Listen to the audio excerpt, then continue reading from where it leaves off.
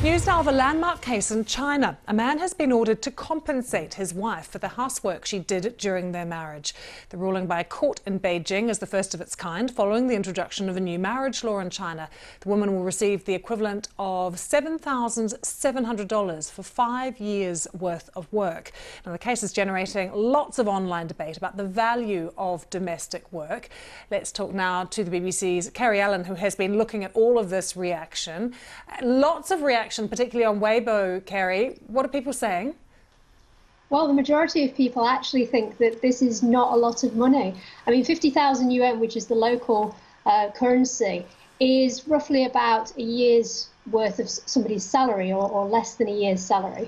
And this woman's going to be given it 2,000 yuan per month, which again is not sufficient as a salary when she's not been working for a long period of time.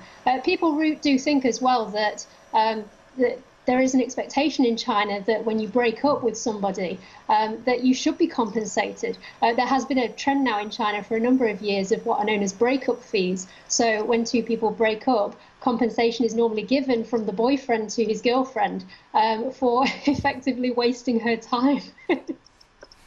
And what are the circumstances of this particular divorce, Kerry?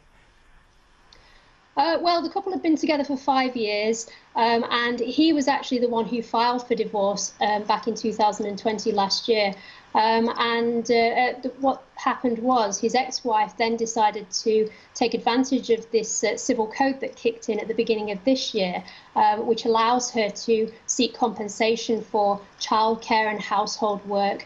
So it's a very new case, and it's a very new procedure in Chinese courts. And yes, she was successful, so it is seen as a landmark case. And does this new law mean that marriage is being talked about quite a lot on social media?